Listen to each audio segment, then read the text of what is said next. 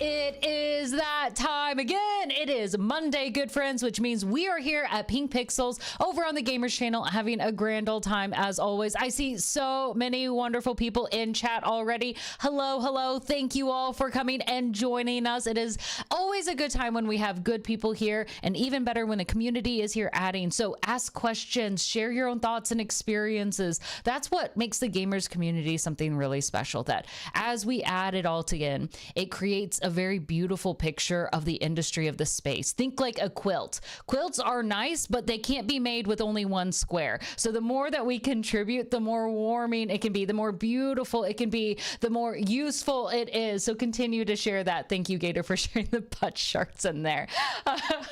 It is wonderful to have you all here. And even better is that we've got two amazing guests. That's right. Not just one, but two to double the fun. And you know what? I've said enough today. So let's go ahead and bring it over to them because they've already been talking and having a great conversation. And I just can't wait for you all to meet them. So let's go ahead and say hello to our two amazing guests, Friday and Casey, joining us. Hello, hello, wonderful individuals. You all are beasts, are champions, are leaders in your space. And I'm so excited to have you all here. Friday, let's kick it off with you. Tell us a little bit about yourself. Hit us with that intro.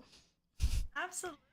Thank you for having me being here. I've already had so much fun just like chatting before we start this, so it's been great. But hello, everyone. I'm Friday. I also go by Kath, but most people online know me as Friday. I'm the podcast host for the Coalition of Parents in Esports podcast, Catching Up with Cope. I do some on-screen talent work for College Esports News, which has been super fun, and I used to be a project manager for them as well. And I'm also a student leader for Emerson Esports and a collegiate ambassador for the Game Hers. So, yeah, that's where we're at. So, just, yeah, that's just a few things, you know. This is, as you list, like another thing, another thing, another thing. It's like a bullet point, a bullet point, a bullet point. Here we go. We're tracking along beautifully. CausticPhoenix, come say hello to us as well. Hi, everyone. So I'm Casey. I work at Ferris Esports down in Michigan, right around there, the classic. I am a student leader there, currently the co-interim director of esports. I've done work both with Women in Games and the Game Hers. I also participate with Queer Women in Esports. I was a mentee and then a mentor as of the past 2 years, I do believe. And I've just been kind of hanging out in the space. I've been in esports for, gosh, 4 some years now in collegiate. So I'm excited to continue working in the space. I love it. It is easy to say that both of you are movers and shakers in this space. Like when we think about being here in the gaming world and how esports has evolved and how we start seeing it in more and more places, you all are key in shaping it and what it looks like. I want to start with what might seem like a fundamental question, but important for the two of you. And whoever wants to go first on this can. How do you define what esports is? What?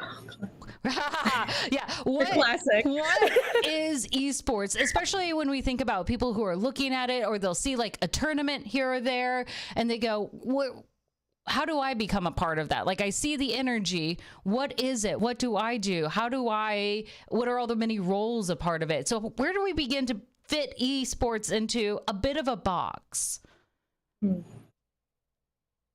We could rock, paper, scissors. I know we have a lot to say. Whichever one of us like wants to go first. Like I'm down to rock, paper, scissors it. I do not mind. I love it. Are you ready? Yes. Rock, paper, scissors, shoot. Heck. Rock, paper, scissors, shoot. Oh, that's paper. Okay, so does that mean I did rock? So does that mean you go first? Yes. Or So I would win. Winner okay, gets to go first. Yeah, you go first. Okay. So from my perspective, I think esports is such a conglomerate of skill sets, right?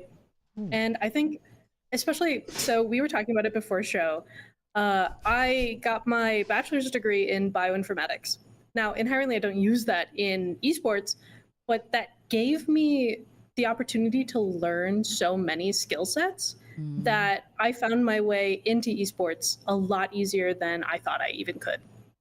Gaming was not something I grew up with as much as I know a lot of people have, but it's so much of that, it's different for everyone, and you have to embrace that. And I think it's so nice to work in this space that like is so on the front lines about diversity and inclusion. So much so that like here at Ferris, since I'm still technically also a student, I can make student orgs. And so I did. I made diversity and inclusion in collegiate esports, or DICE. Super. I love acronyms. They're I so love good. it. That's good. Fits nicely on a t-shirt. Right? And so that whole, like, it just started like last year in the spring. So I'm still getting it off the ground and getting it to everybody at Ferris. But at Ferris, we have like 150 students. And so the whole population is still very like small in the grand scheme of it, but large for esports in general. And a lot of the diversity in there is still sort of shifting as more and more people learn about what esports is. And so I would just define it as this like collaborative environment where people are learning their own skill sets, and especially in collegiate, right? Like you're still a student, and at Ferris we are very like student first, athletes second, because you're here to get a degree. We want to focus on you getting life skills, not about your like win record. And like that's different for every college, and it's really about students matching their goals to the program that they choose to attend. And esports looks different everywhere. Especially from like professional to collegiate and like that path to pro versus like the club sports. People who are doing it for fun, people who might not be like competitive, like me. I'm like plat gold in Overwatch. It's not pretty. I'm not good, but I like it, and it's the community aspect to it. And I think that that's one of the important definitions that I would like to attribute to what esports is. Community, welcoming, there's a place for everyone. I love it. Friday, how much you build off of that?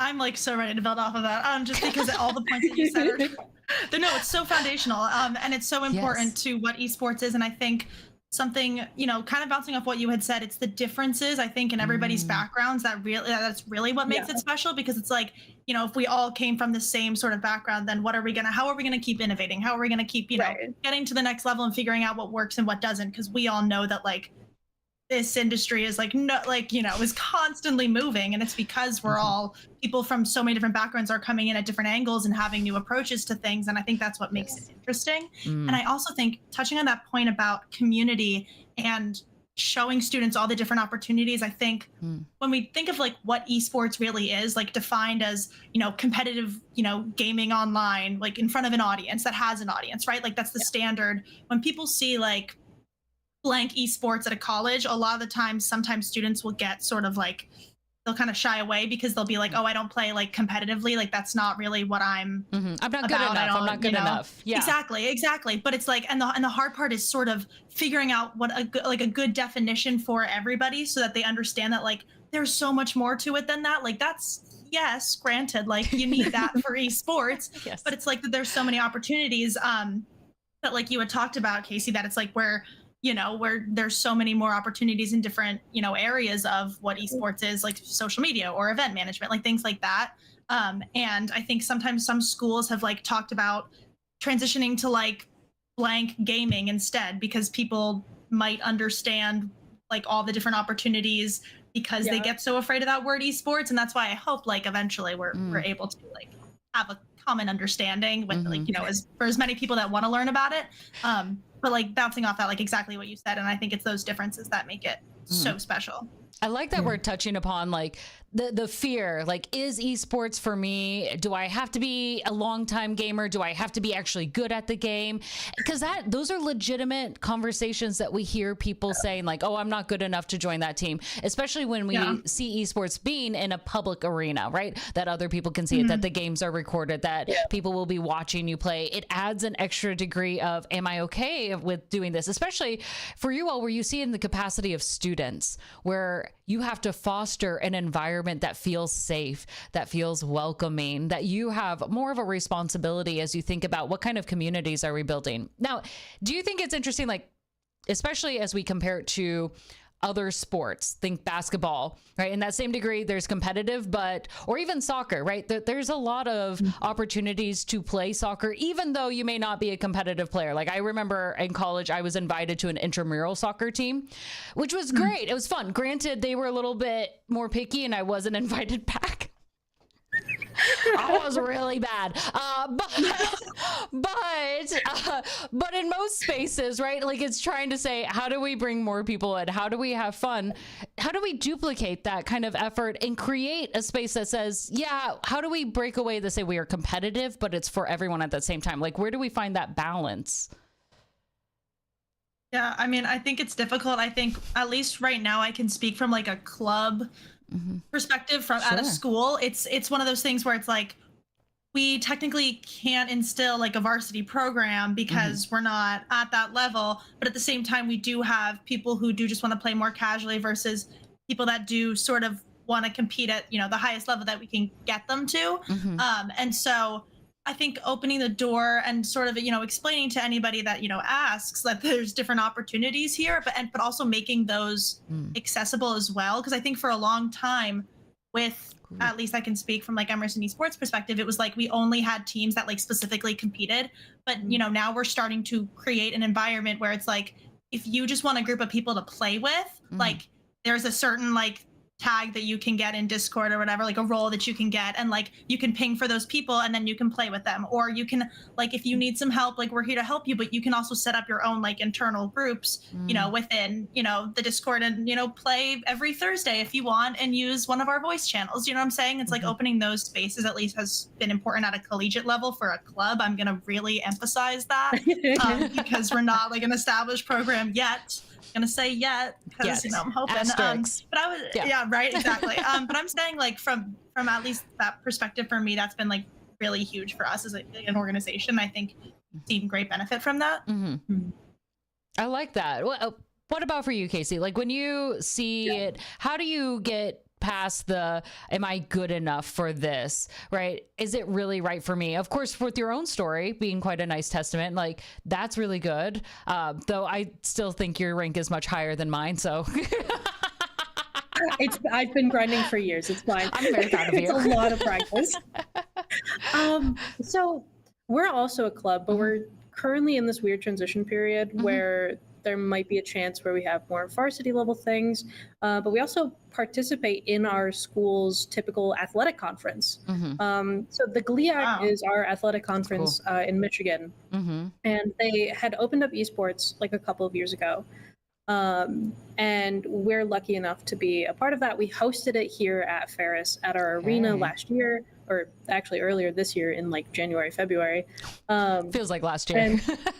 Basically at this point, after a whole summer. And so much of that has contributed to it being taken like more seriously, not only like at our school, but at like other schools within the same GLIAC conference. And there is that divide between like the schools who have it as a varsity program, which like Michigan Tech, for example, which is my alma mater. I worked there for esports for a little bit as well, and they are a varsity program. But at Ferris, we are still that club program. And since we have like 150 students, we have people of all different like levels of skill, competition wants, and like needs. And we try our best to like still accommodate for that. Like Friday said, it's very much that like you have to cater to the people rather than catering to like what your school wants. And being able to say like, okay, these people want to start competing at a very high level. Like they are willing to put in this effort, willing to go through all of the like necessities, excuse me, to get to that point. And for people who don't really feel like they want to compete or like play at such a high level, I actually just recently had a homework assignment as some of my finals for my summer classes, where I was supposed to come up with these like cultural activities for whatever group. And so, of course, working in esports, all of my master's classes have been about esports. I've been subjecting my poor teachers to learning about esports for the past year and a half. You will learn. I love it. I love it. Yeah, esports is here. But on the academic side, it's so important to add studies to this. Keep going. Yeah. And especially with the cultural activities, I was like, how can I implement this into like DICE, the diversity and inclusion stuff? And one of those was like just having some like cultural night where people in DICE can like celebrate their own cultures. They can sign up to like make a traditional food or like talk about a certain subject or anything like that. And then I was like, how can I adjust that even to be more gaming sided? And it would be like having gaming presentations about like their favorite game that might talk about their own culture that helps them feel seen, or like some game that they just have an attachment to, whether it's like Overwatch because it has a wide variety of characters and diversity, or like League, who has 140 plus characters that I still don't know all of the names of. That's a lot. No pop quizzes here today, okay? God, thank you. Oh my God.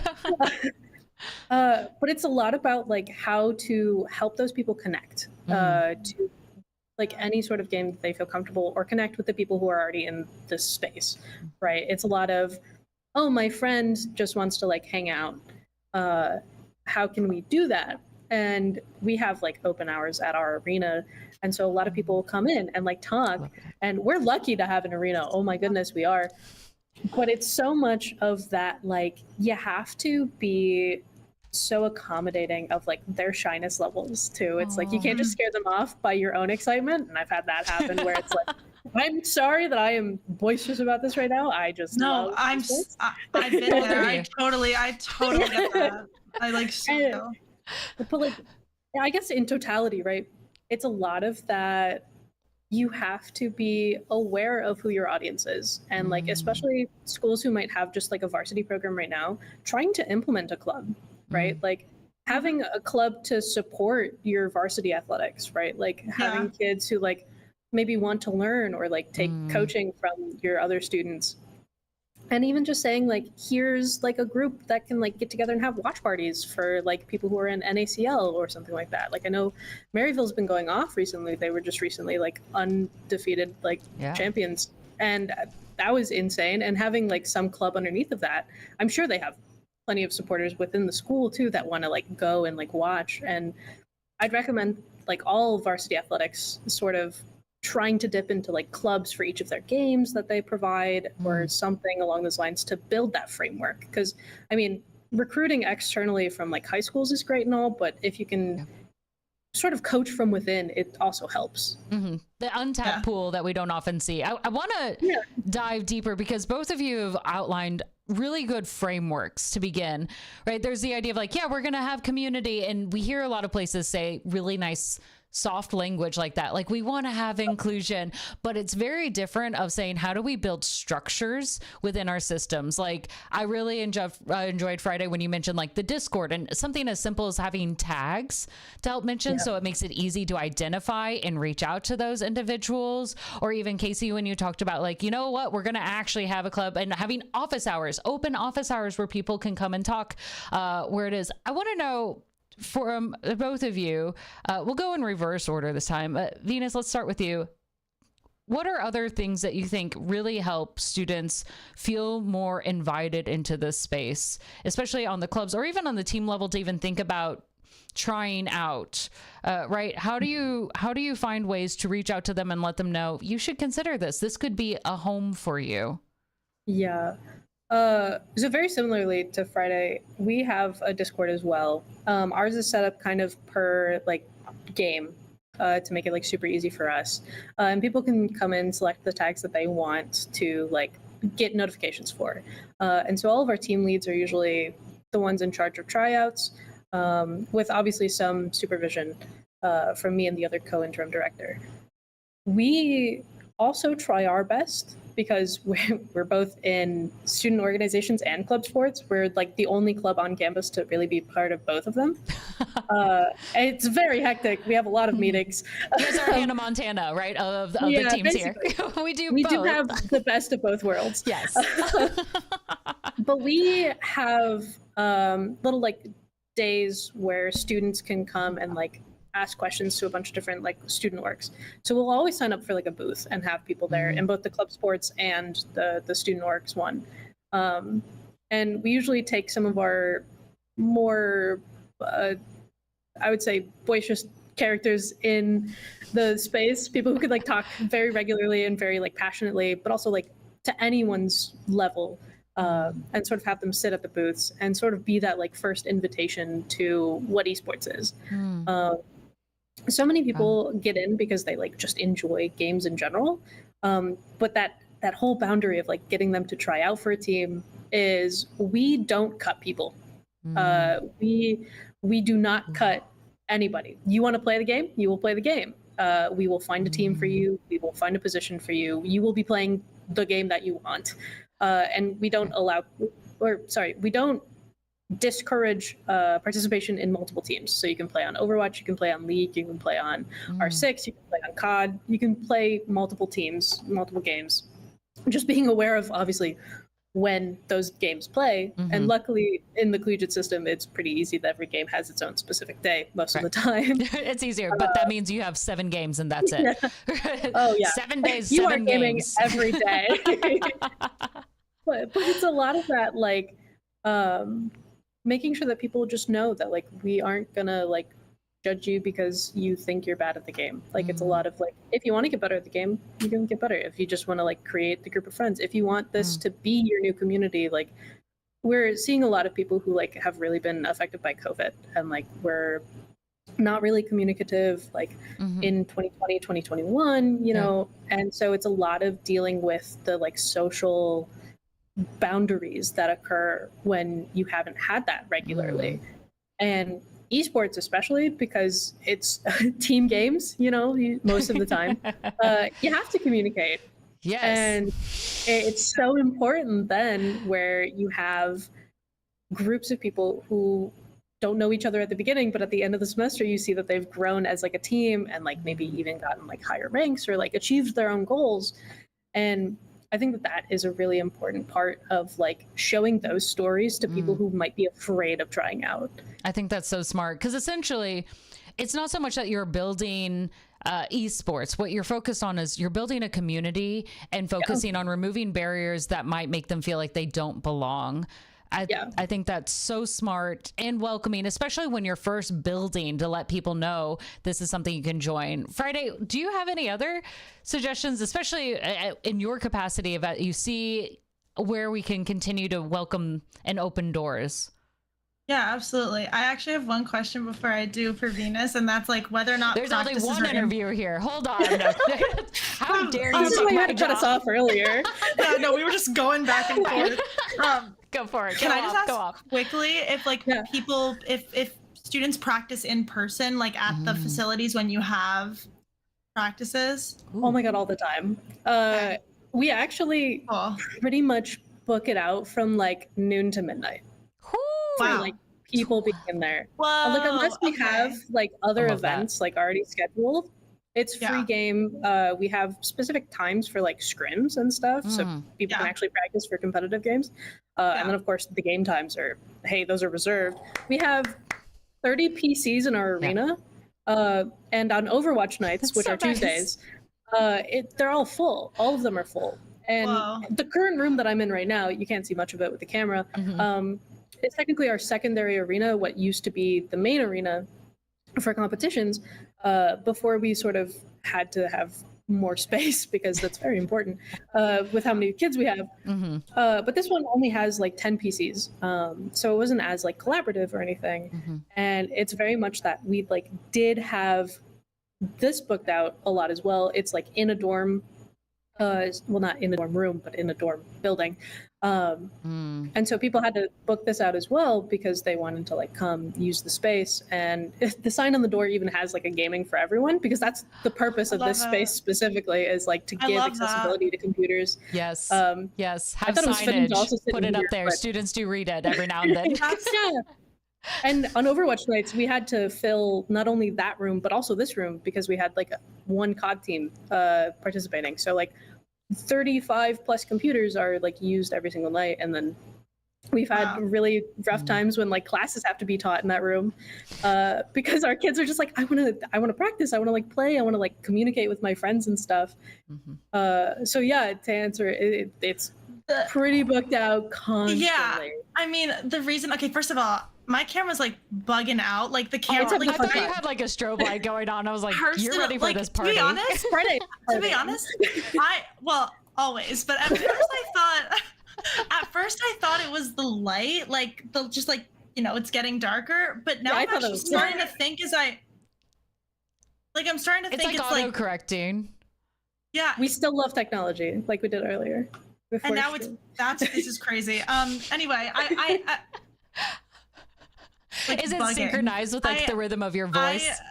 Like, Maybe. Voice activated lights. Yes. That's kind of crazy. I asked that because I think one of the things that's been a bit more difficult, being very transparent, is that like we don't have a space at the moment. And that's been one of my jobs, is advocating for that with the org right now, because I think we are at the point where it's like, we know that this is going to benefit the entire community. And, you know, we have, you know, with everyone who's involved with Emerson Esports right now, phenomenal. Like, we love everyone that we have right now. But we also know that there are people who attend our game nights and things like that, that, you know, aren't technically directly involved with the org, but like would be more involved if we had a space. A space, because a I think that, dedicated like, space. A dedicated space, because I think that the connections that you make with other people, like going back to that idea of connections, like that those in-person connections that you can make just playing in the same room as people, I think is so important. And it's definitely not overlooked by all of us, but by administration often is. And the power of what a dedicated space can do. And so, I mean, like right now for us, in terms of, you know, how we bring more people into the org, we have like org fair, where, you know, all of the different clubs and orgs on campus can set up their little tables, things like that. But we also advertise our first like game night, and we do our first game night with some of the other orgs on campus. And so we collaborate with them. And so like collaboration between other clubs on campuses has been huge, because so many more, you know, you'll see so many more people be like, oh my gosh, like I have to come out to another one, or like, oh, I actually love Overwatch, like I want to try out for the team. I don't actually hate League. I don't actually hate League, maybe I'll try out, like, right, like that sort of thing. And they so hate League less when they have a good team. True. Right, there you go. Transition to honestly, TFT like, anyway. It can be that. It can be that way for a lot of games, and I think we used to have that sort of idea that you talked about, where we don't cut players. And I think for us, we've honestly been trying to navigate that a bit more like recently, because we've just like started having too many teams, to the point where we couldn't give all the resources that we wanted to everybody. And that became a huge issue, because we want everyone to have a really good experience, not just like one team have a good experience and then we can't help. So it, you know, like I said, being transparent, I'm going to be transparent again. Like, we've been navigating what that looks like. And that idea of, you know, if we do move to a varsity program at some point, my biggest thing that I say the first time this conversation was ever brought up in front of me is like, what's going to happen to the club? Because the club should not be disappearing, because that is your connection to the community. Venus, like you had said, like that community is always at the heart of it. And so it's like, that can't go away. It can't just go, like you had said, like varsity programs should start looking at clubs. And like for us, like my biggest thing is like, we cannot, like Emerson Esports needs to, it can exist as a varsity program when it gets to that level, but the club cannot disappear, because this is like, and you know, for people, you know, there could be positions that people can work in, and, you know, at the varsity level, if they're going to be like a manager for a team or something, or if they're going to help with like facility stuff, like that's real work experience. But also at this level, it's very much like what I think, I'm not me being like in the creator economy, but like when we talk about like where the industry, is at right now, like there's so much room for us to honestly be taking like more risks and seeing what happens, because there's no like mechanical errors, like, you know, I mean, yes, there can be, but it's like seeing how things work and how things play out. And if it doesn't, then we work with the algorithm and do something different. Right. And so I think like these club level positions give students that opportunity. And so that's why they cannot disappear. And that's why I think varsity programs could even look into like you had said, Venus, like doing that sort of thing. That was a lot of like random all over the place. No. That's actually very important. That's so good. There's so many questions also going in chat that I've not been able to ask yet either. But Friday, I'm so sorry, chat. your statement, it made me think how important it is to recognize that you're right. One size doesn't fit all. It's hard as you adapt to learn, but it doesn't mean that we just forsake one as we build the other. But I want to tap into, as teams are building, right? We're starting off, you might have one or two students that are initially interested, especially if you don't have like scholarship dollars and you can't pull a full team on right at the beginning, like you're just starting with people who are interested. How do you also build a team when you can't control who your initial founding members are, especially knowing that they're students? Sometimes you're also teaching them how to be a good teammate. And that's also the student that you have to build a team around for the first time. Like, there's a lot to put pressure on, because even though, like, as leaders in this space, you can't be the ones who are there playing the games with them as their teammates at the end of the day. How do you handle that? Friday, I'm going to toss this one to you first, and seeing the difficulty of building teams. Those starting steps are hard because the initial students are the initial building blocks. Yeah, it's very difficult. I will say, like, also finding incentives for them, you know, because I think there's obviously like an initial start, like, to playing, but when there are things that you also don't have that they know would enhance their experience, like being able to compete in like certain level, you know, leagues and things like that, it can be really difficult. I also think that when it comes to team dedication and being dedicated to a team, I always encourage, you know, one of the big things is we used to have these like comp team meetings where all the comp team members would all get together and we would go through like a little slideshow together and stuff like that. And like one of the big things is like doing things outside of just playing the game with each other. Like Emerson College Celestial was our first marginalized gender Valorant team that I was really lucky enough to be able to be like a manager for. And they were incredible. And the entire team just really started because Sammy, who was the head of events at the time, was like, I want to do this. We should do this. And I was like, oh, absolutely, we're doing this. And just like the people that took notice of, you know, what was being built were so just like, just wanted to do it so badly that it's like when that passion's there, all of a sudden we're all going out to karaoke. Yeah. Like all of a sudden this is esports. Right? Like all of a sudden we're interacting outside of just playing the game or like having to schedule reschedule stuff and like Discord communication. Like all of a sudden there's stuff happening outside and they get to know each other as people. And I think it can be really hard to build a team when you don't get to know each other to at least to some degree on that level, because I think that's what helps build trust. And it is that idea, oh, my camera's really having a good time. I love it. It loves what you're saying. You're like, yes, see the person, recognize them, invest in them. They're not just people, like they're not just like a little name, like, yeah, we've got a member, check it off the list. You're like, there's someone you care about. Exactly. And so I think that the passion of the players is what's going to be so important, because that's going to define how it goes. Because if people start skipping practices, we don't have a space. We can't hold that against them. Yeah, you know what I'm saying? Like we can't be like no brownie points for you. Like we can't, like there's like nothing there's only a certain extent to like a strike system or whatever we implement that we can be like, this amount of practices you miss, you're off the team. But it's like they really have to be passionate enough to like want to invest their time in it and build, you know, a connection with the people around them. I love that you're talking about input, because I think a lot of schools who are very side-eyeing esports go, here, you're like, they'll talk to a staff or a teacher, go, okay, you're now the coach or club leader, make it happen. But we'll give no resources, no space, no means of being able to build a community. And then they go, well, why haven't you built anything? Like, as passionate as the students can be, as passionate as that faculty or staff member can be, if the school doesn't give anything either, how can you build something? It can be really difficult. It's possible. Like miracles we've happen. gotten this far. Like we've gotten far. Yes. But it's like, I know we can get further, you know? Yes. Yes. Dandelions can grow in sidewalks, but they grow a lot better if they're in a garden. Oh, that was so good. Oh, you ate that up. Can I get that a tattoo? Can I get a tattoo? Yeah, that's great. Let's go present at a conference. That's the title. I'm gonna I'm writing that down. But I love what you all are talking about, because we know it's important. I mean, let's just, so we cover our bases, because this was an important question. What skills can students gain from participating in esports? We know this is fundamental, but let's not cross over this. Let's be direct. Why should students even consider esports? Even if they're casual or joining the club or they want to do it competitive, what good does it do them?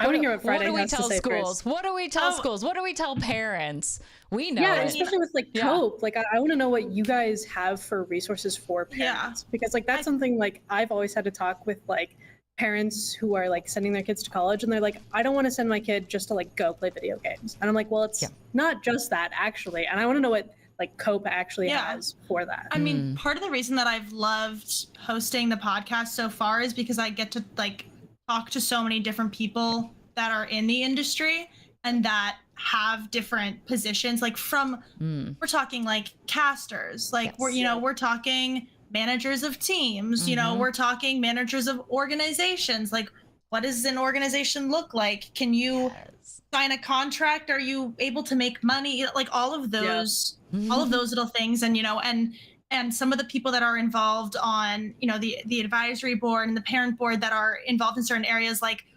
finance, where you can understand like and have a resource available for you to understand like finances, like when you're younger and you're making that much, like and you're a professional and you're making that much money, or you like it's daunting. What do you do with that? Like how do you even learn to navigate that? And so part of the reason that I've loved working on this podcast so far is because we're able to give to be like, hey, you want to learn a bit more about this? We got you. Here's some questions. Here's some answers. You got a 14-year-old signing a contract. Let's talk about it.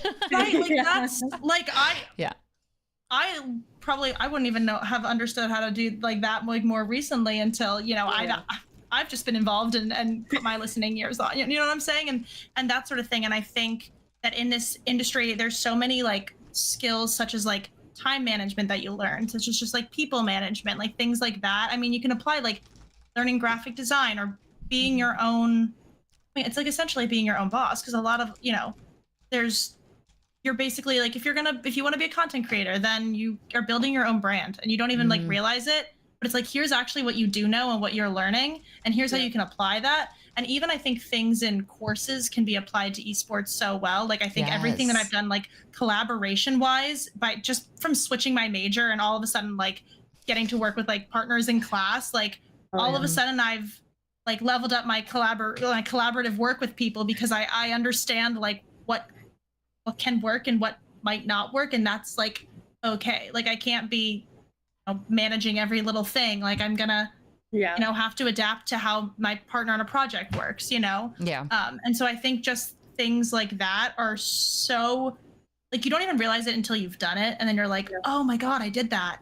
And so I think those skills that you build from esports are they can transfer anywhere. And you can transfer them in too. So I think that's such a great take of thinking like, here's all these skills that we can learn. And I go ahead and plug the podcast here in case anyone didn't know already.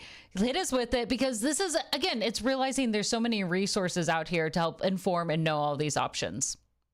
Yeah, no, absolutely. So it is the Catching Up with Cope podcast, and we are always constantly on Twitter, CopeGG, posting like fun announcements, little updates, and all the information about those podcast episodes can be found there.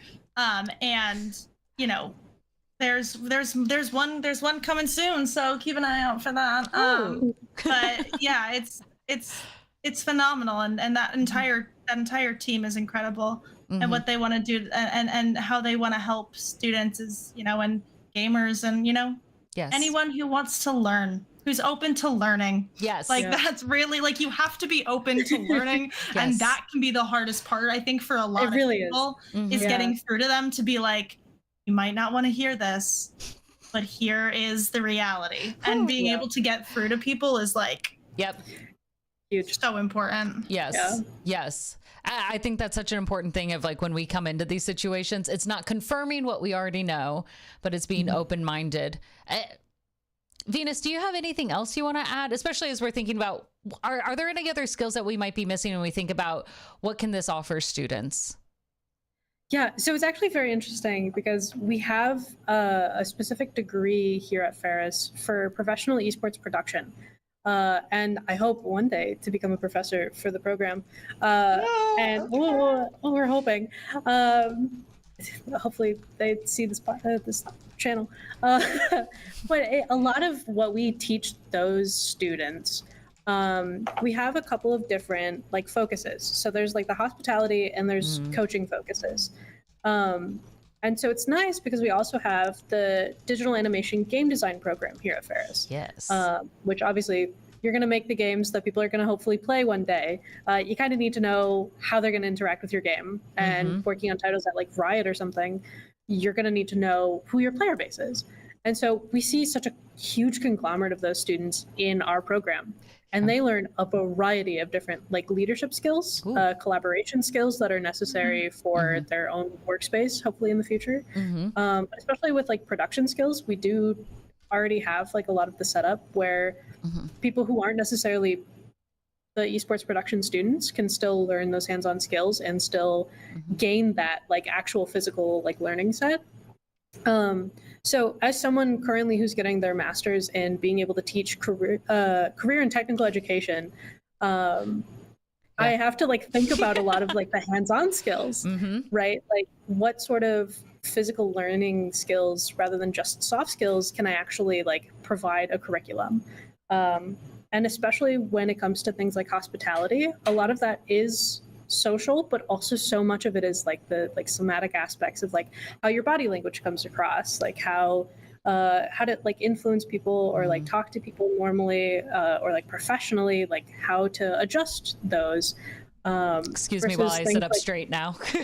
Yeah, me checking my body language. Whoa. Yeah, I think you physically see me sit up as I mentioned it too.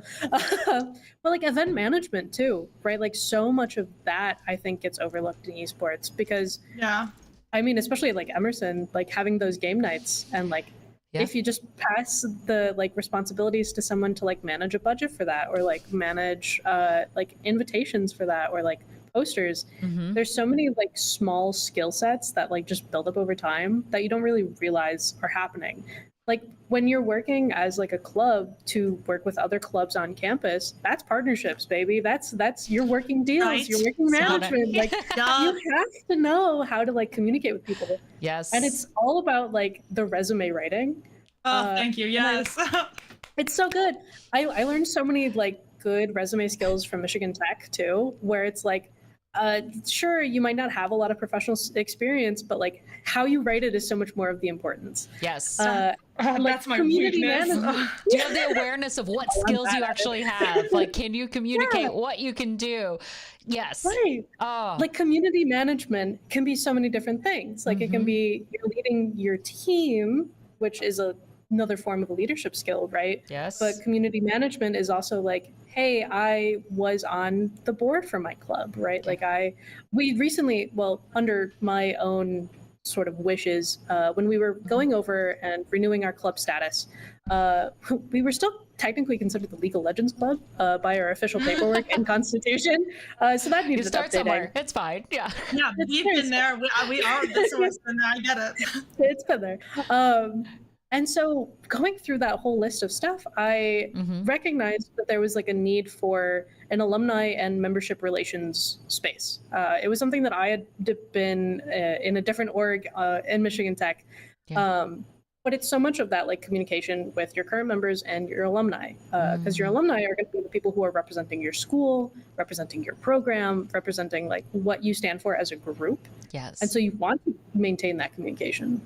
And so many like of the people in the program innately learned communication skills, right? And that position is built around that community membership, like community management skill set. Yes. And it really is just like recognizing like who you're working with and sort of breaking that down into like the actual absolute foundation of what the skill set is and like recognizing what soft skills go into what sort of grouping. Like I can say a whole list of different like things that I've been a part of and how they've been able to like extract from them and work towards something else. So product or not product, like program management. I'm currently working with like Aurora series, which I'm sure Emerson has heard of. Call it out. Call it out. So the Aurora series is a great marginalized gender tournament. Wonderful, fantastic. I'm lucky that since we're starting up Overwatch, I'm part of their team now, and a lot of that skill set came from how I work in social media, right? And so management of certain things, you just extract all the skills and you put it to one other thing. And it's so much of like how I am lucky personally to have learned skills from bioinformatics and like my undergrad to transition them to like, oh, actually, like, yeah, I use this skill now. Like social media is such a different beast, but so much of it is like, okay, timeliness, like being on time with posts, or like understanding your audience and how to communicate with them in their own appropriate way. Like so much of my job as like a scientist when I worked in science back in the day was how do I communicate how this is important to people? How can I actually communicate to like the general public that like plastic degrading bacteria is a cool thing and not just the nerdiest stuff you've ever heard in your life? And so much of that is in esports. And I think there's so many skill sets that it's hard to like pinpoint. It's just a matter of what skill set do you think you need to build on to be what you want to be and do what you want to do in the subject. I think this is so important because you're right, especially since the pandemic, right? My introverted individual myself, like it's been easy to kind of pull back on our social spaces a little bit more, or even just, I mean, I even remember as a kid how daunting it was to make my first doctor's appointment for myself. I cried. I was not a good adult. I'm still not a great adult. But relatable. But you're right. Like as both of you have indicated, like it's thinking about how we scale and we develop skills, and there's so much more than what we might realize, and building that out is important. And as they start to call those out, it's not just the parents and the administration realizing, oh yes, this is good, we need to help support it, but it's the student realizing how much more they're capable of doing. Right? Sometimes they go at a booth and like, well, I worked at a booth, it's not really anything. Like, no, you explained about the process, invited people to join. I mean, there's a lot more behind it. You incorporated signups and marketing to help orchestrate and do promotes. You did follow-up communication with newsletters that you helped create. Like, there's a lot more than what you did. It's understanding. So that way also you figure out, how do I further it? How do I get better at it once you realize it? This is such an important thing where I think like, when we think like, oh, it's sports, esports, right? It's probably like you get better at video games and like you talk to people, but it is a lot more. There's much more details and thought around how do we make sure that this is valuable. We are about at our hour mark, so I want to do a quick little bio check just to make sure we're good. Cheeseite has been very good to make sure that we've been doing hydrate and posture, but let's go ahead and take a 5-minute breathing break as well. Good friends, if you're tuning in here over on the Gamers channel with PinkPixels, we've been having an amazing conversation. When we come back, I want to talk a little bit, of course, about how we talk more about accessibility, bringing more marginalized voices into esports, and a little bit more about the background of our two wonderful guests, maybe what their first gamer tag was. So come back for more embarrassing conversations. It'll be fantastic. We'll see you all in about 5 minutes.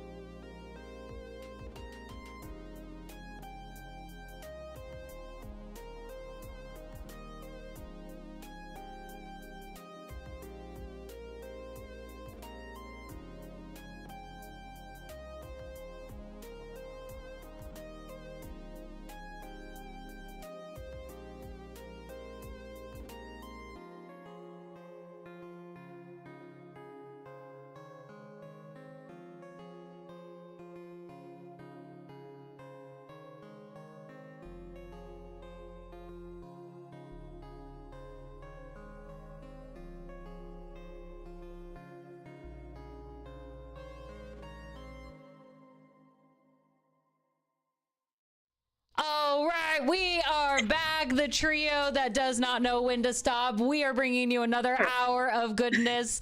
It is amazing to be here with both of you. Friday, Venus, this has been such a great conversation so far. And the two of you are just powerhouses in this space. You all have done a lot of great work, and we mentioned it a little bit at the beginning, but I want us to continue that, because not only are you two leaders in thinking about how esports enters into different collegiate or educational spaces and how we develop and provide services for students, but also parents and administrators, and work as this liaison to make everyone happy and feel confirmed and validated in their participation in this esports community.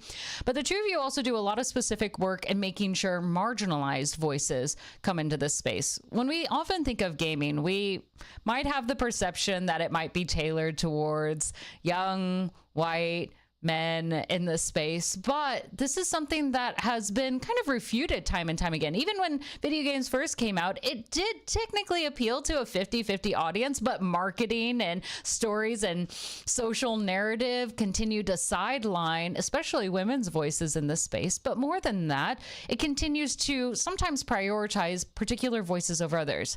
I want to know from you all, as we kind of think about bringing in more voices, first of all, let's start with the fundamentals, because we love that, right?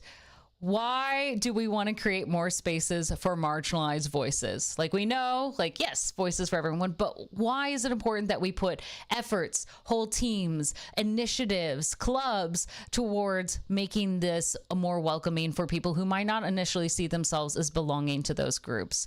You know what? I'm going to toss it to you, Friday, first. Yeah, I mean, I think I talk about the creation of Emerson College Celestial, which was our first marginalized gender Valorant team, and what it looks like from an outside perspective to see all of, like, I had mentioned this before, the passion that group was able to create and being together. I think a huge thing is that there's so many marginalized voices in this space, and that's the problem. Is I think a lot of people think that there aren't, but there actually are. We just need to be better at showcasing those voices and having them be heard.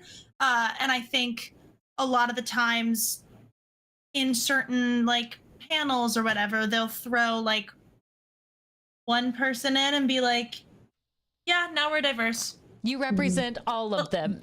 Exactly. When, like, that's the one opinion. Yeah, the one, like, the one opinion, they're like, okay, good, we did it. Like, that's all we have to do, check that box. But, like, that's just as bad.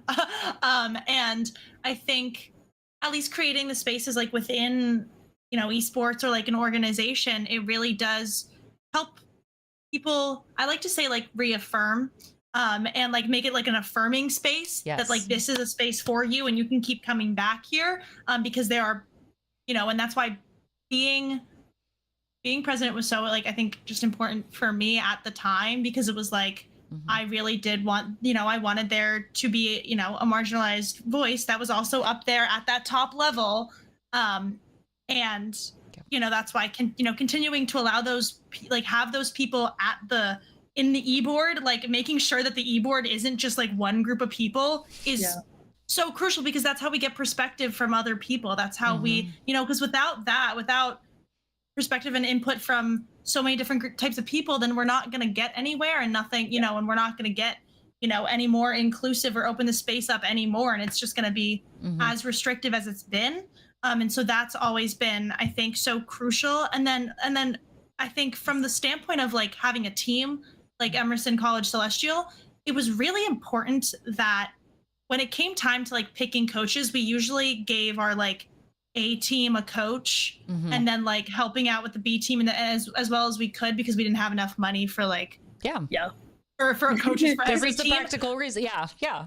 But we didn't want it to be like A team gets a coach and then there's B team and then there's ECC, because that's not right, and so, like, thankfully one of our actually alumni from the org and the school, she's amazing, but she was, like, willing, and, like, she wanted to coach the team and things like that. And so we made sure we had a coach for that team, because there's, like, no reason why why ECC should be considered, like, the third team or something, just because it's, because it's specifically for marginalized genders. Like, that was going to be the opposite of everything that we were trying to, you know what I'm saying? So I think that, and that sort of coming from that sort of perspective, it was really important that we were like, yeah, we have a coach for this team because they're the top level for, you know, they were competing in the same, you know, in the Aurora series and like, and the same tournaments that our other teams were competing in.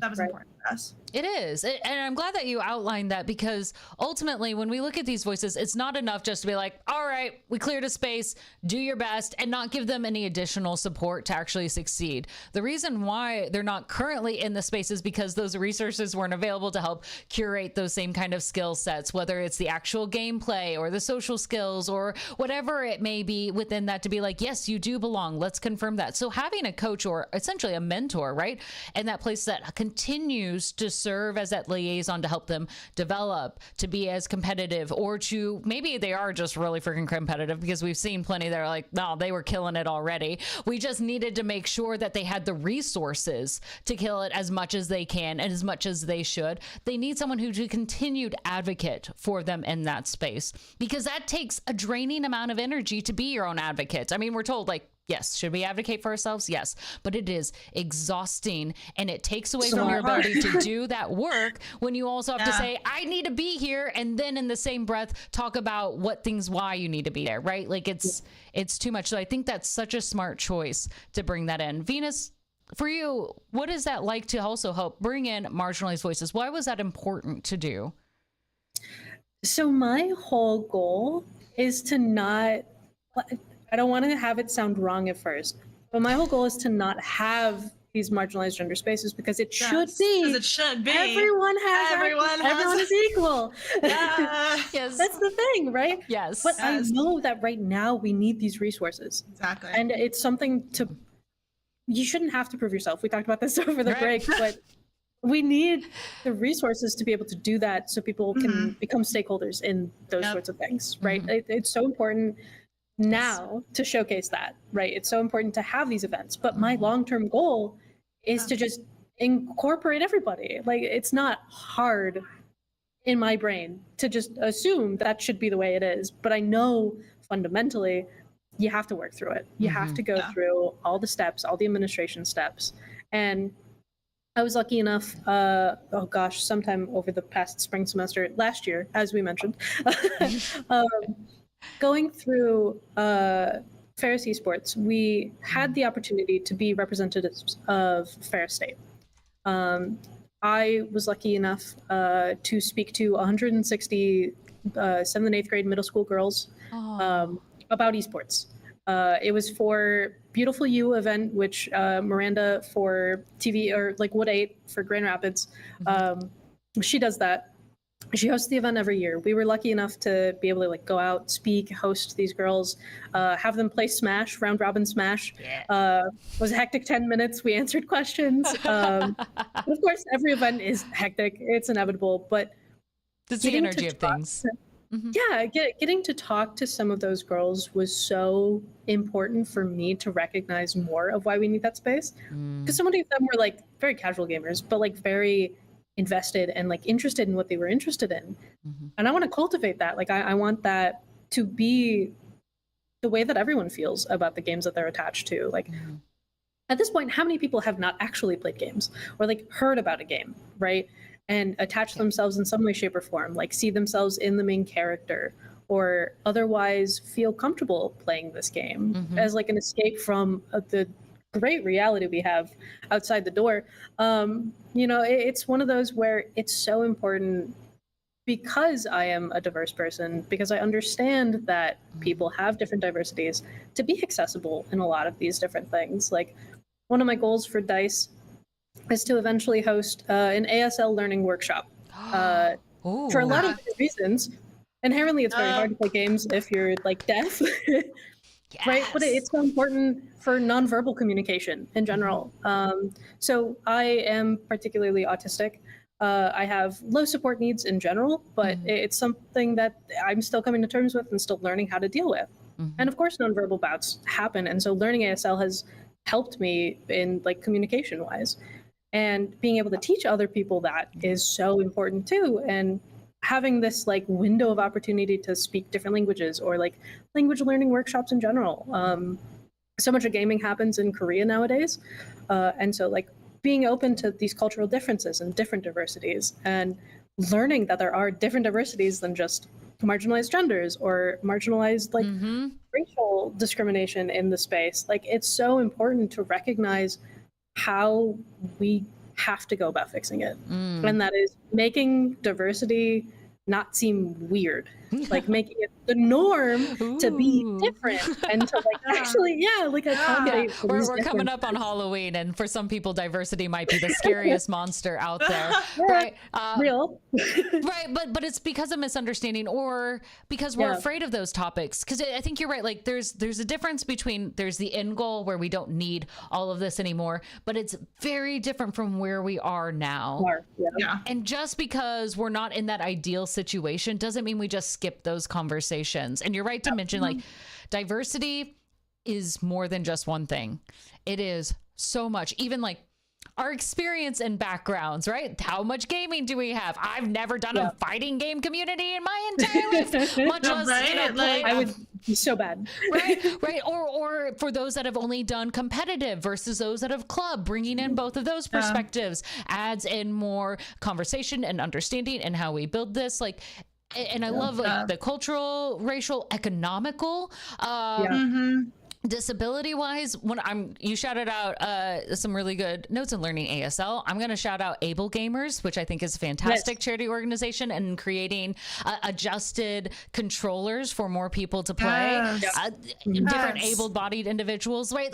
It helps us to understand when we realize this, like when we say gaming is for everyone, these communities are for everyone. How are we bringing everyone in? And I love that both of you are being so aware and thoughtful of like, how do we continue to bring this space in? How do we add more seats at the table? And that's, of course, a metaphor we've heard plenty of times before. We're adding more seats. We're not taking them away. You know, it's not like a pie sort of take. But for the two of you, what are challenges that you've seen when you try to advocate in bringing out initiatives or support when you add that diversity edge?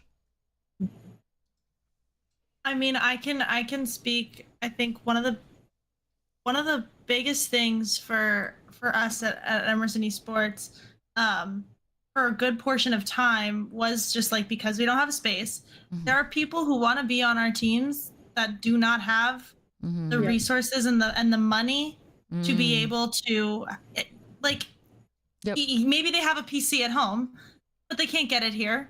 They can't get it to school because it costs so much, it could cost so much money to ship. Like if something breaks, like you're going to have to buy something else. You know what I'm saying? Like that was a huge accessibility issue. And so it was, I think, right before my presidency, the presidents at the time, you know, when we're hooking up our, asking for a certain amount of money through our student government association, part of the thing that we asked for was laptops, because if at least we can get some laptops to be able to give to students, then we can finally have people who have been wanting to be part of the org and play games the opportunity to do so. And that was like one of the biggest things for us, because it can seem so simple, but there were so many people that were not able to, and still, we still have to figure out, like, we still have to communicate to them that we're able to do that and that we have those resources for them. And obviously there is an end goal of where we want to get, that it's like a space and we don't have to worry about checking out laptops for each person and this, that, right. But like, that was just such a big thing for us. It was getting those too. And obviously it came with that was a decent amount of money from the budget, but like good, like that's how we, like, if we can use our money to do that, and like we're going to use our money to do that. And it's like, even then the school will still ask like do you really need these, like doesn't everybody like have the ability to play, like they're still going to ask those sorts of questions, because it's like they're not aware that people don't, like, just because they attend the school does not mean that all that money is there right now and that they're able to actually, you talk, and if the school's going to preach inclusivity and being belonging to any org that they want to belong to, like, okay, yes, but if they actually want to be if they want to play the games that they want to play, the games that we say that they can do, we have to make that possible. So shout out to the presidents that put that in there. Actually, Sam's one of them. Sam, shout out to Sam, who's probably in chat right now. Shout out to Sam. I love that we've been doing the claps for each other, by the way. I think that's so important. Like, I love it. Cheer each other on, right? Yes, cheering and advocating and being happy for each other. Yes, it's good. But this is such an important thing. Like, it's not malicious, but it's ignorant of the challenges that are like it's one of those, you're like, if you could just come meet the students, if you could just come see the challenges in person, you would realize how essential this is. Yeah, it's funny of that. Venus, I've got a question for you from Family IT Dude, especially talking about ASL. How does that, is the importance of that, especially those who might be nonverbal or have an inability to speak out loud?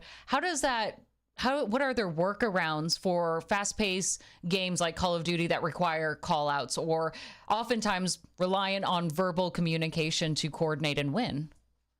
Yeah, so one of my favorite actual outlooks on this particularly is like the Overwatch ping system.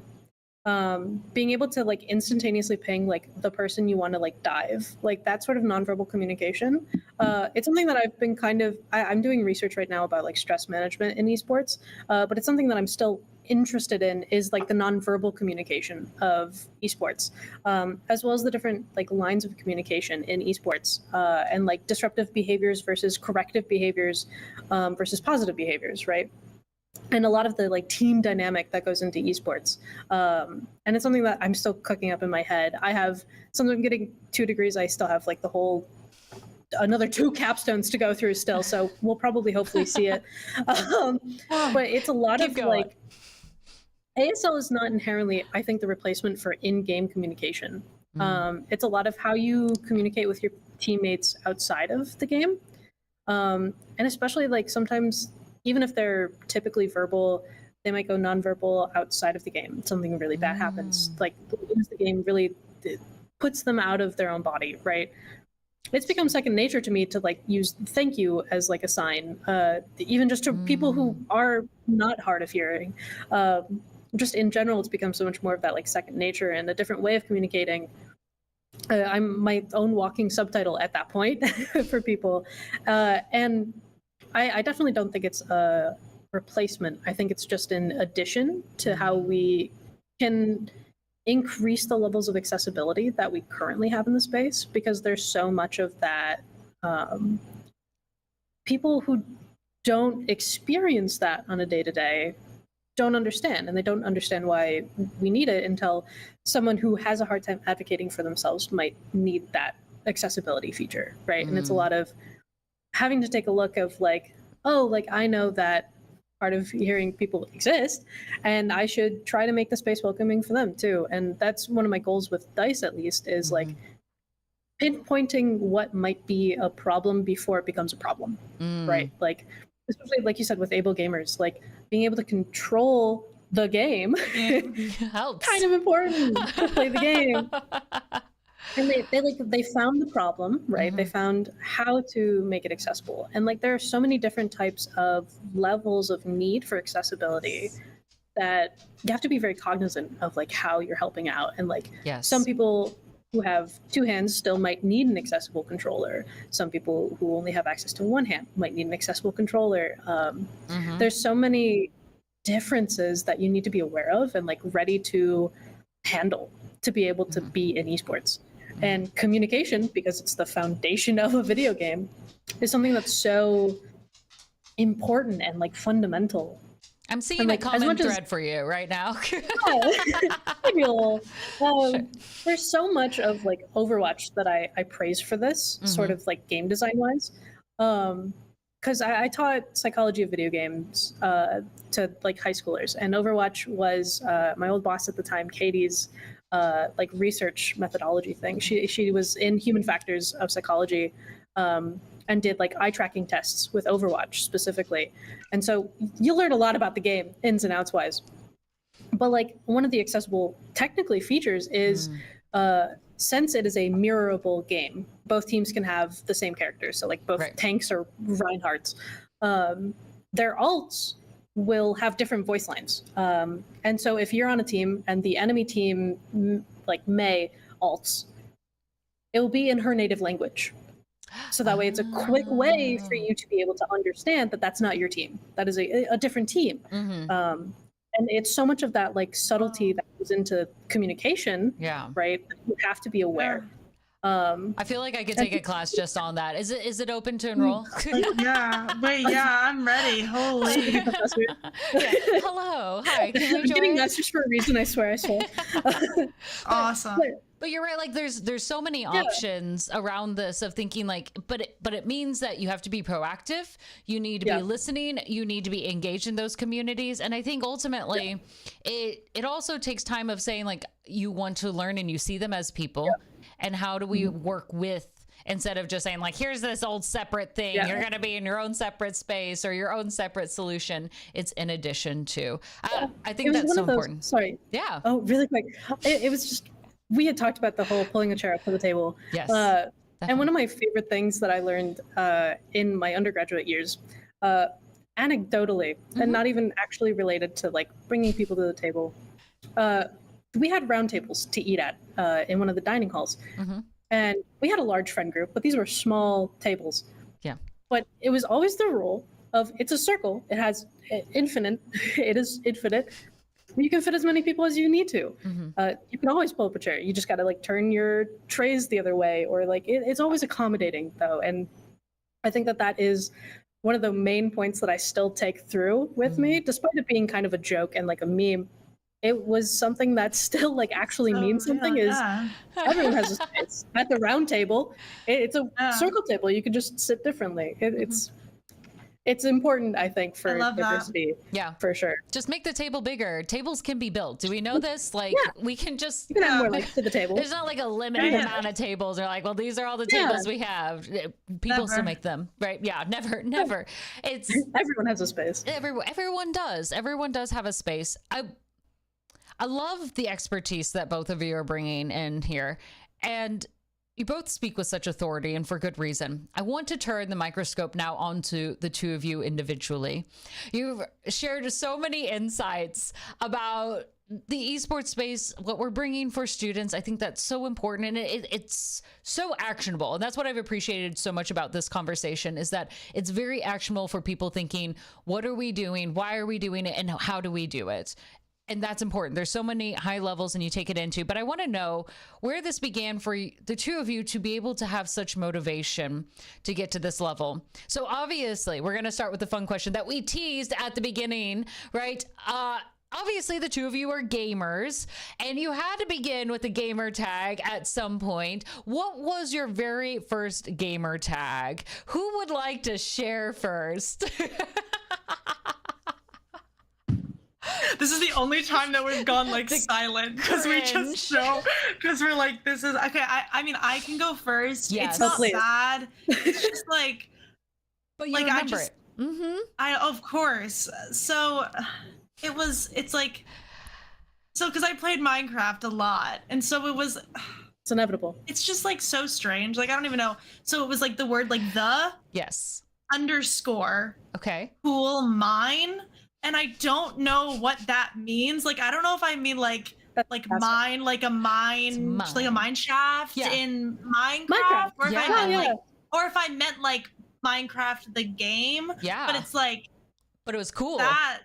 It was cool, and like I just like I have no idea where it came from. I think it has to be pinnacle tween behavior. I love that. Like, no, literally, and the underscores are so important too, though. Like there had to be an underscore, of course. That's the whole point of your underscore tag name. Yeah. Literally. Cool mine. I love it. No, but it's a starting point. I love how you keep going. We all start somewhere. Glad we're here at Friday now. Yes. But right, we finally. This is an evolution we all go through, right? You start off with your first one. I remember like my first email, right? Like it's one of those like Zippy, like who chose Zippy? What is Zippy for? What does that mean? Who is that? That's me. Zippy, I love it. Yeah, my Yahoo email, pass. No, Venus, how about you? You were not always Venus. Oh gosh, no. So My also really cringe first name also comes from Minecraft. That's inevitable. Minecraft I shared think roots. What is this? it's so good. It's a classic first game. I mean, like you can teach kids on Minecraft now. Yeah. Gosh, it was like back in like right after alpha stages, like beta gaming. Yeah. It was pinnacle like 2013 cringe before 2013 cringe came out. We love cringe. It was Luna Rar, and I'm outing myself on the whole platform right now. It's very gross and disgusting, and I hate that. That's so But then it love transitioned to Star Venus, which was like up to like recently more acceptable. It's even on one of my bags from Michigan Tech for esports. Yeah. And on one of my like awards for it. But now it's just Venus because I hated when people shorten my tag to only calling me Star. Yes. No. The emphasis is Venus. Venus is the star of the show, and the underscores were also very important. Yeah. That's why my Twitch name is not linked because it's star_Venus_ because I haven't changed that yet. Great branding. Great branding. We're changing. We're shifting. Yes. We're shifting. Yes. I don't want us to overlook the roar part. My little emo heart loves that. I was gonna say, yeah, let's rewind here What for about a that one? second. Yes. go back. But we all have to start somewhere. That's the key point. You have But to. everyone is allowed at least 1 to 5 name changes. We can make it up to 10. I'm up to 10. Yes. We can adjust per person. Yes, we can. everyone goes through it. You're like collecting all the Depends on how many names. underscores are in your name. Yes, that's true. You just keep adding more underscores How and many then you're redos good. Yeah. Each evolution has to add Don't an look at my additional underscore so we can track your progress.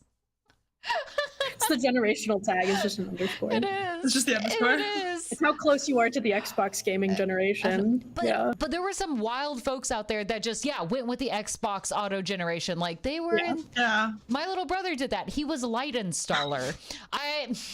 He was just content That's with not it. bad though. It's That's not Lunarar. I'm sorry. Every time I hear RAR, I have to do like the little gesture.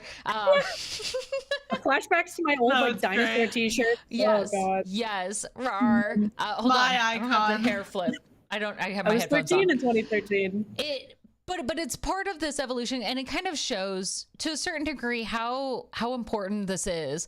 When we choose our names, it's one of like the initiates, right? Like it's your first step into entering into the gaming space, as embarrassing as it may be, as cringeworthy, like our first social media post that we ever did, right? Our first TikTok we created. Let's pretend those aren't searchable out there. Those aren't right. Right. Those don't exist. Right? Like they don't exist. It's the first part of saying who we are and how we want to do this. For you all, going by gamer tags now, right? Friday, Venus.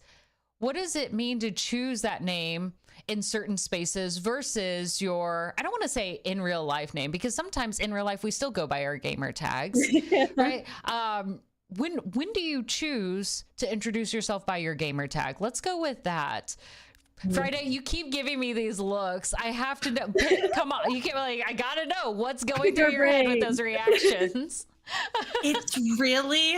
It's really difficult. I'm gonna be honest because I've had full conversations with people, having introduced myself as Kath. Yes. On Twitter, we're mutuals. We've talked how we're gonna say hi to each other at the event, whatever, and we'll be talking. Yes. I'm talking like hours later. They'll be like, "Oh my God, you're Friday," and I'm like.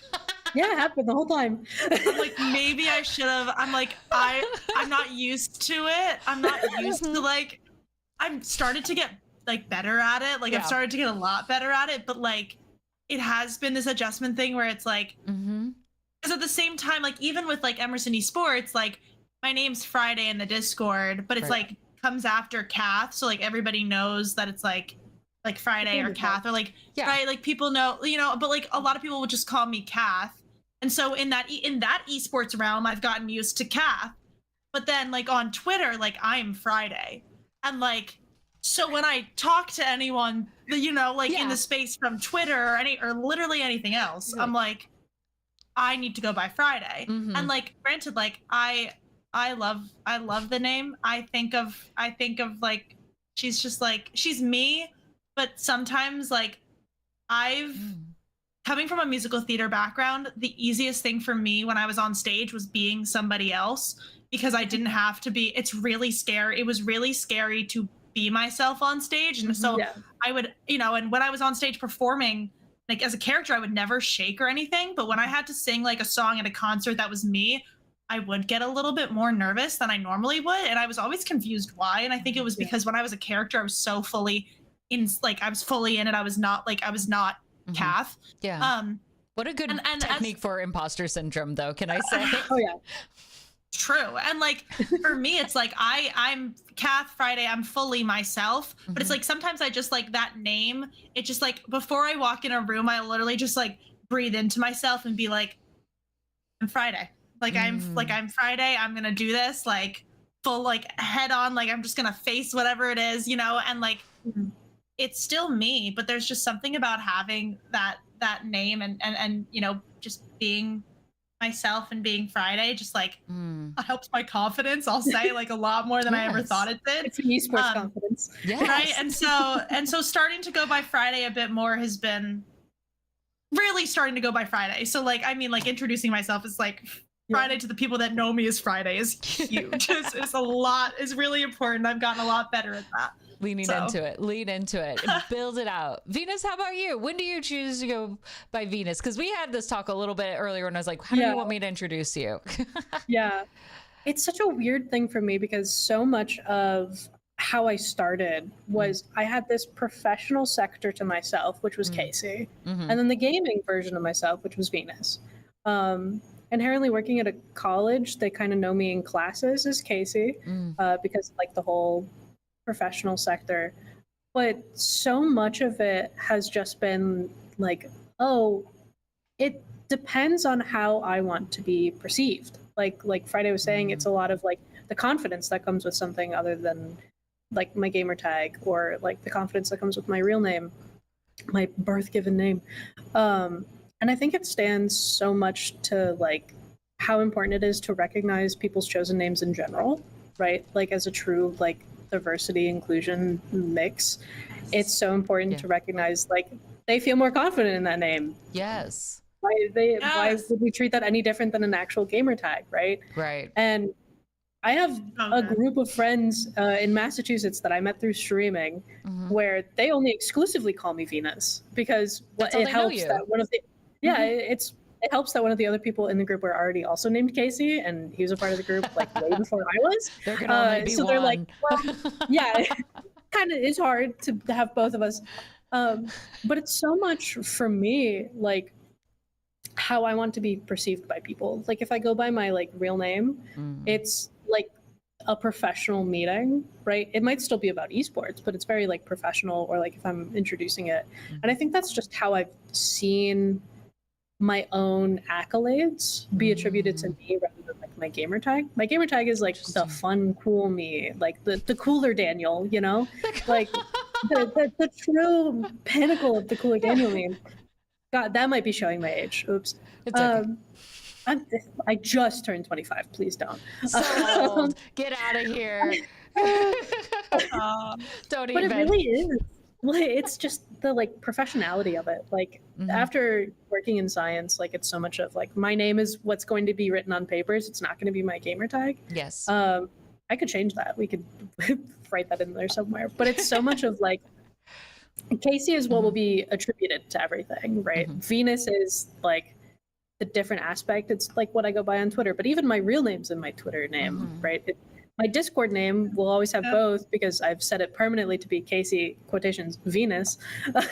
Because I'm in multiple groups. Like my life exists on like this multifaceted, like as we called it, like Hannah Montana style livelihood, right? Yes. And it's so Very important much to acknowledge. Yeah, it's so important to acknowledge both of those halves of who I am, but they're both still me. It's just a matter of how I'm using it and when. Absolutely.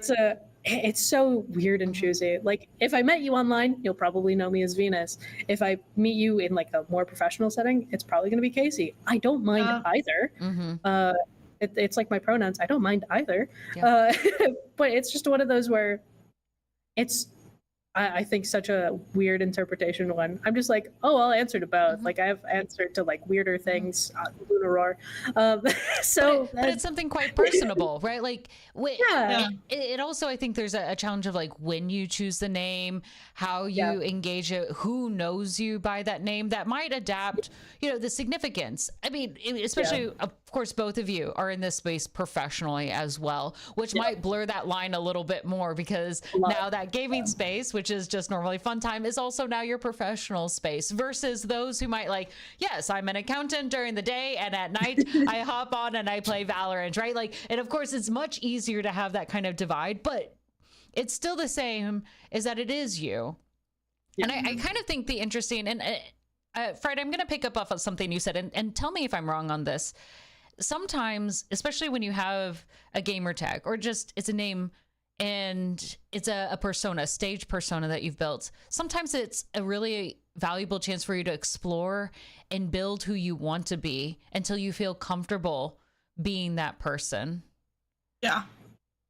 No, I thought like 1,000%. I think for me, part of what I really just started to do when I was approaching social media from the aspect of like the name Friday, like being Friday, was just like putting myself out there as who I wanted to be, you know, because Friday mainly came into play when I was like streaming here and there, and like, because I had been playing games, right? So people like on stream would call me Friday, obviously, but it's like when I, made my Twitter, and I really wanted to like hammer in on that, being like a place where I can, meet and connect with people and things like that. Right. It was very daunting at first, and I think part of the thing that like really like being Friday did it for me, because I was like I have said this before, like you literally miss 100% of the shots you don't take. The worst someone can say is no. And so like that mentality combined with like being Friday, I was like, I'm just gonna like put myself out there, and I was like, I'm gonna be who I want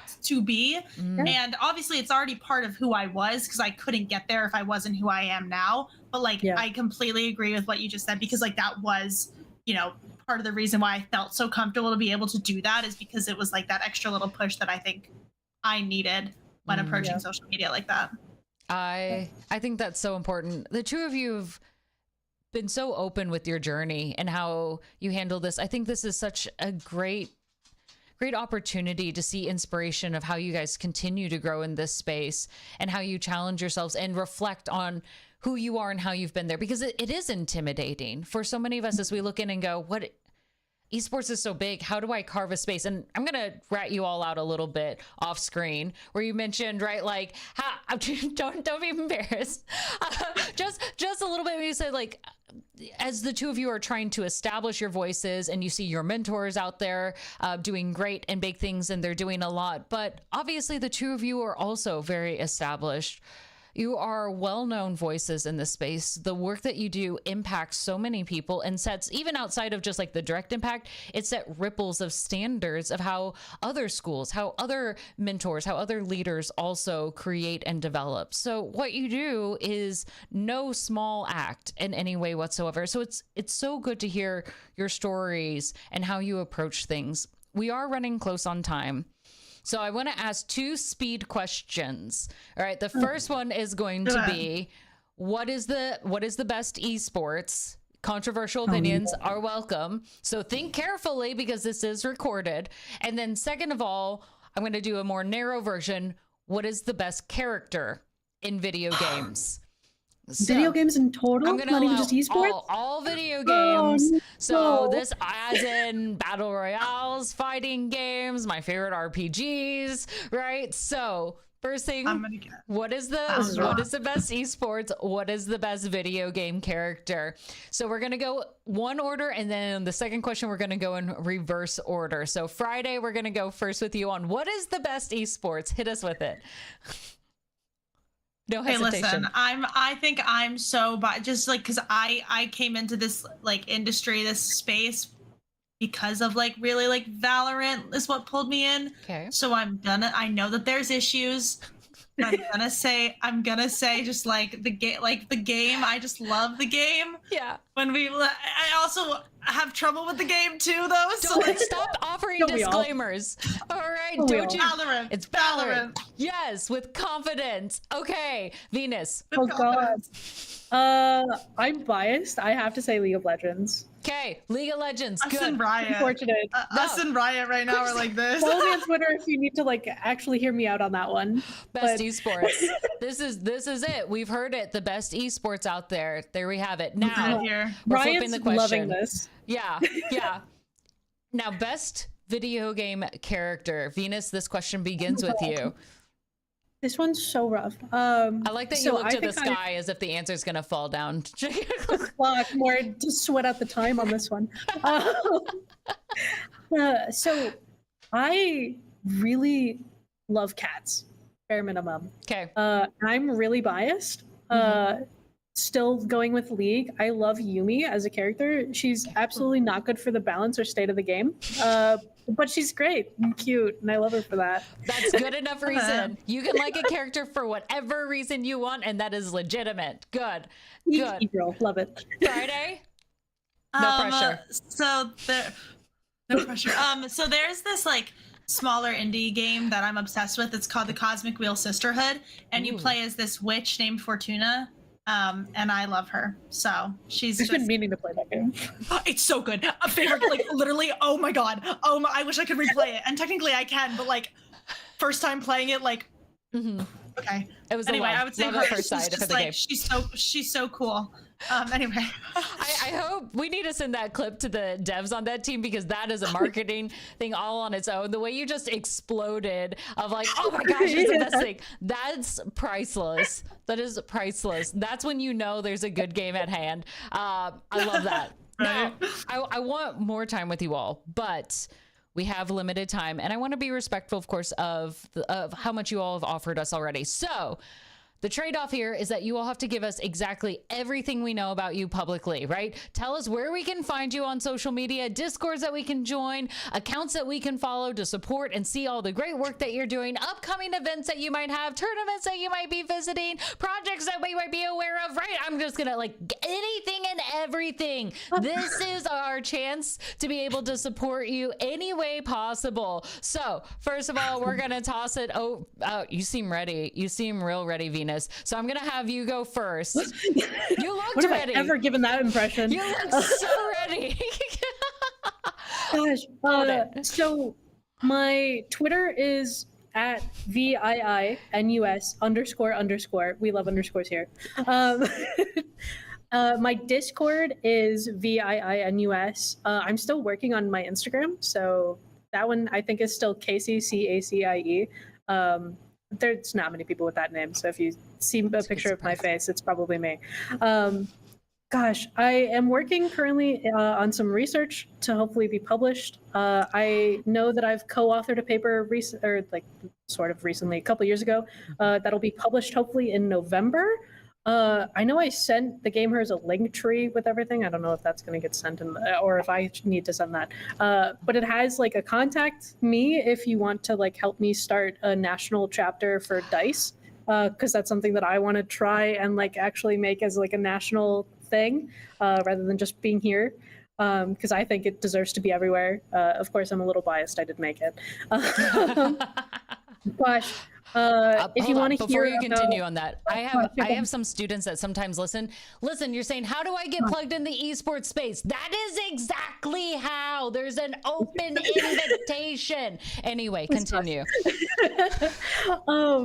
So I'm doing research, or have been doing research over the summer. I'm hoping to like make at least a poster about the results of stress management in esports, and how coaching interventions, either before, during, or after gaming, can help your students, and sort of see the differences there. If you want to be notified about that, that's in my link tree as well.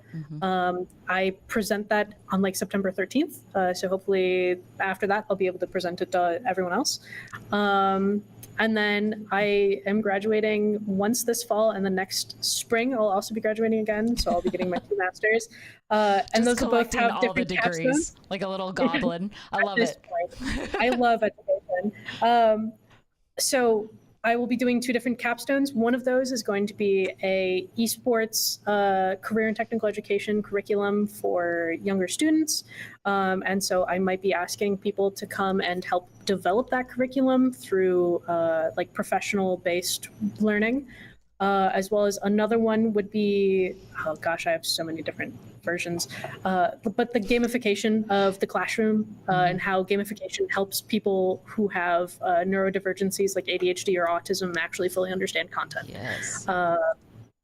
Gosh, there's more, but honestly, if you fill out the little like, hey, I want to hear about your research more, I'll just send you everything because I won't shut up about it otherwise. Catch me doing that. Catch me doing that after this. That's tonight's We literally homework added for each other all of on us. Discord for that reason. Yes. Let us We're gonna learn yap more. at each other. I love it. I think it's fantastic. Friends, make sure that you give follows, give likes, and start with one place, right? If you find her on one platform, you'll be able to find her everywhere, right? That's the best part of finding them. Make sure that you do so. Friday, you're up. Oh, well, on Twitter, I am OMG FRIDAY, OMG Friday. That's me. And then on Instagram, it's CATHYHEBERT_.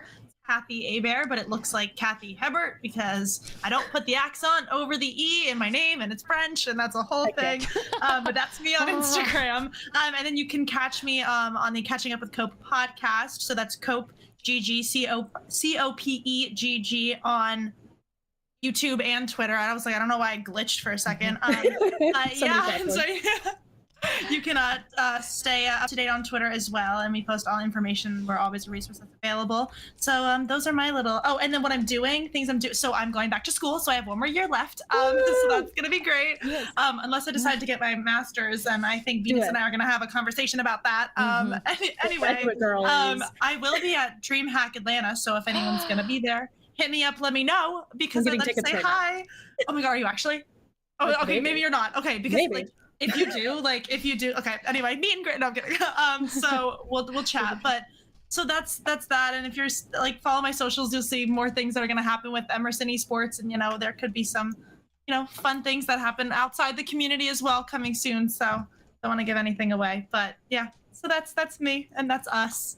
Sorry. No, that's such a theater thing. Apologies. No it's apologies. Such a theater thing. I love As a stage manager, I appreciate it. Yes. All right, we're speaking each other's languages now. Yeah, we are. This is finally synced. We are all one person at this point.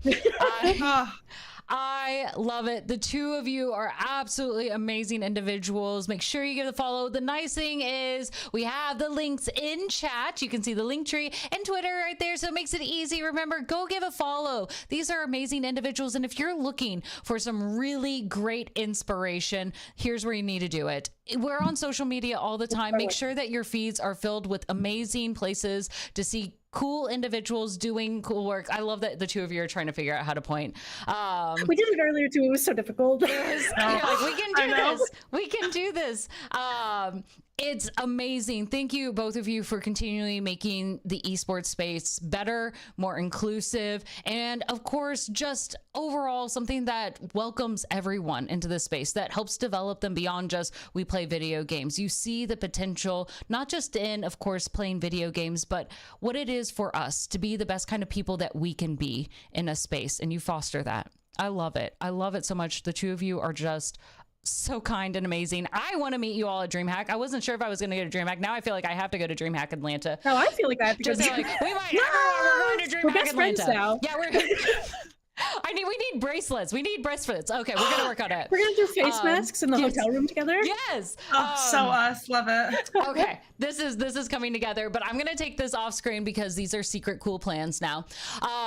But you all know where to find us. Make sure that you do. This is a chance to stay connected. And of course, if you love the conversations that we have tonight, give the gamers a follow. It is a place where we have really great conversations. We bring amazing people on here that we learn about not just how we navigate this space, but how we support one another, how we can continue to see a vision where everyone gets what they want out of this, where it becomes welcoming, where it becomes fun, where it is a celebration of who we are in the best way possible. So I encourage you, check us out. All right, good friends, we'll be back again next week. We'll see you all then. Bye, everyone. Bye. Bye.